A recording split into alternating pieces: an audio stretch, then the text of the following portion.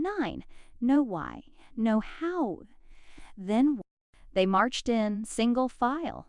Not a word was spoken. No one made any eye contact with anyone else. All, their heads shaved, their clothes gray and tattered, their boots dusty. One by one, they filled a large, cavernous room like a hangar from a science fiction movie. The only color was gray. The walls were gray. Dust and smoke filled the space, making even the air look gray. Hundreds, maybe even thousands of these drone people sat on neatly organized benches. Row after row, a sea of gray conformity. They all watched a projection of a huge talking head on the screen in the front of the room that filled the entire wall. This apparent leader recited dogma and propaganda, stating proudly that they were in complete control. They had achieved perfection. They were free of pests. Or so they thought. Running down one of the tunnels that led into the cavernous hangar, a lone blonde woman. She wore bright red shorts and a crisp white t-shirt. Like a lighthouse, her complexion and the color of her clothes seemed to shine through gray air. Pursued by security, she ran with a sledgehammer. This would not end well for the status quo. On January 22, 1984, Apple launched their Macintosh computer with their now famous commercial depicting an Orwellian scene of a totalitarian regime holding control over a population, and promised that 1984 won't be like 1984. But this advertising was much more than just advertising. It was not about the features and benefits of a new product. It was not about a differentiating value proposition. It was, for all intents and purposes, a manifesto. A poetic ode to Apple's why. It was the film version of an individual rebelling against the status quo, igniting a revolution. And though their products have changed and fashions have changed, this commercial is as relevant today as it was 25 years ago when it first aired. And that's because a why never changes. What you do can change with the times, but why you do it never does. The commercial is one of the many things the company has done or said over the years to show or tell the outside world what they believe. All Apple's advertising and communications, their products, partnerships, their packaging, their store design, they are all what's to Apple's why, proof that they actively challenge status quo, thinking to empower the individual. Ever notice that their advertising never shows groups enjoying their products? Always individuals. Their Think Different campaign depicted individuals who thought differently, never groups. Always individuals. And when Apple tells us to think different, they are not just describing themselves. The ads showed pictures of Pablo Picasso, Martha Graham, Jim Henson, Alfred Hitchcock, to name a few, with the line "Think Different" on the upper right-hand side of the page. Apple does not embody the rebel spirit because they associated themselves with known rebels. They chose known rebels because they embody the same rebel spirit. The why came before the creative solution in the advertising. Not a single ad showed a group. This is no accident. Empowering the individual spirit is why Apple exists. Apple knows their why, and so do we. Agree with them or not, we know what they believe because they tell us. Speak clearly, and ye shall be clearly understood.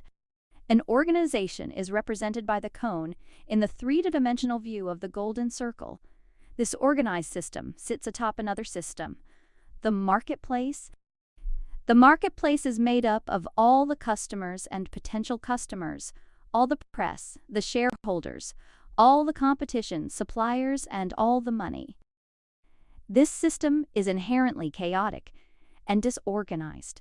The only contact that the organized system has with the disorganized system is at the base, at the what level. Everything an organization says and does communicates the leader's vision to the outside world.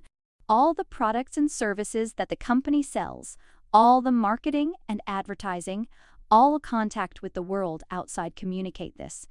If people don't buy what you do, they buy why you do it. And if all the things happening at the what level do not clearly represent why the company exists, then the ability to inspire is severely complicated. When a company is small, this is not an issue because the founder has plenty of direct contact with the outside world. Trusted how types may be in short supply, and the founder opts to make a majority of the big decisions. The founder or leader actually goes out and talks to customers, sells the product, and hires most, if not all, the employees. As the company grows, however, systems and processes are added. The cause embodied by an individual slowly morphs into a structured organization, and the cone starts to take shape. As it grows, the leader's role changes. He will no longer be the loudest part of the megaphone. He will become the source of the message that is to flow through the megaphone. When a company is small, it revolves around the personality of the founder. There is no debate that the founder's personality is the personality of the company. Why then do we think things change just because a company is successful? What's the difference between Steve Jobs the man and Apple the company? Nothing. What's the difference between Sir Richard Branson's personality and Virgin's personality? Nothing. As a company grows, the CEO's job is to personify the why, to ooze of it, to talk about it, to preach it, to be a symbol of what the company believes. They are the intention, and what the company says and does is their voice. Like Martin Luther King and his social movement, the leader's job is no longer to close all the deals. It is to inspire. As the organization grows, the leader becomes physically removed, farther and farther away from what the company does, and even farther away from the outside market. I love asking CEOs what their biggest priority is, and depending on their size or structure, I generally get one of two answers: customers or shareholders. Sadly, there aren't many CEOs of companies of any reasonable size who have daily contact with customers anymore. And customers and shareholders alike both exist outside the organization in the chaotic world of the marketplace. Just as the cone demonstrates, the CEO's job, the leader's responsibility, is not to focus on the outside market. It's to focus on the layer directly beneath. How? The leader must ensure that there are people on the team who believe what they believe and know how to build it. The how types are responsible for understanding why and must come to work every day to develop the systems and hire the people who are ultimately responsible for bringing the why to life. The general employees are responsible for demonstrating the why to the outside world in whatever the company says and does. The challenge is that they are able to do it clearly. Remember the biology of the golden circle. The why exists in the part of the brain that controls feelings and decision-making, but not language. What exists in the part of the brain that controls rational thought and language? Comparing the biology of the brain to the three-dimensional rendering of the golden circle reveals a profound insight.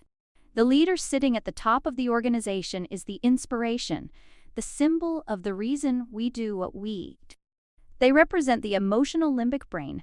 What the company says and does represents the rational thought and language of the neocortex. Just as it is hard for people to speak their feelings, like someone trying to explain why they love their spouse, it is equally hard for an organization to explain its why. The part of the brain that controls feelings and the part that controls language are not the same. Given that the cone is simply a three-dimensional rendering of the golden circle, which is firmly grounded in the biology of human decision-making, the logic follows that organizations of any size will struggle to clearly communicate their why. Translated into business terms, this means that trying to communicate your differentiating value proposition is really hard. Put bluntly, the struggle that so many companies have to differentiate or communicate their true value to the outside world is not a business problem, it's a biology problem. And just like a person struggling to put her emotions into words, we rely on metaphors, imagery, and analogies in an attempt to communicate how we feel. Absent the proper language to share our deep emotions, our purpose, cause, or belief, we tell stories. We use symbols. We create tangible things for those who believe what we believe to point to and say, "That's why I'm inspired." If done properly, that's what marketing, branding, and products and services become, a way for organizations to communicate to the outside world. Communicate clearly and you shall be understood.